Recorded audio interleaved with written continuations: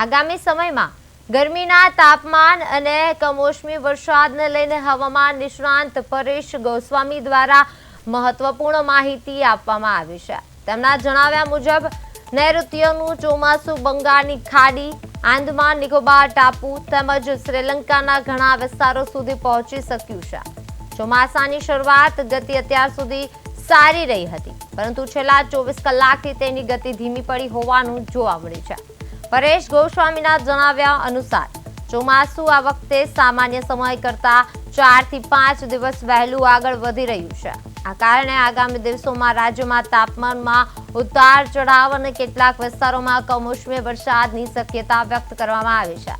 હવામાનમાં થતા ફેરફારોને કારણે ખેડૂતો અને સામાન્ય જનતાને પણ અસર થઈ શકે છે, જેથી સતર્ક રહેવાની સલાહ આપવામાં આવી રહી છે।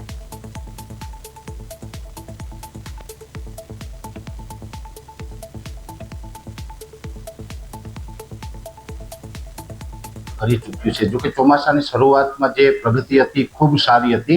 છેલ્લા 24 કલાકથી ચોમાસું અત્યારે થોડુંક ધીમી ગતિએ ચાલી રહ્યું છે, પણ ચોક્કસથી સમય કરતાં ચોમાસું 4 થી 5 દિવસ વહેલું ચાલી રહ્યું છે અને હજુ પણ આગળ ઉપર આ જ રીતે સમય કરતાં વહેલું ચાલવાની શક્યતાઓ છે, જેને કારણે અત્યારે એક વરસાદી સિસ્ટમ પણ બની છે। જો કે એ સિસ્ટમ છે આજથી 6 દિવસ પહેલા તમિલનાડુના દરિયાકાંઠે બની હતી। તમિલનાડુ ઉપર થઈ કેરળ ઉપર આવી, કેરળ થઈને કેરળના માર્ગે સમુદ્રી સપાટી ઉપર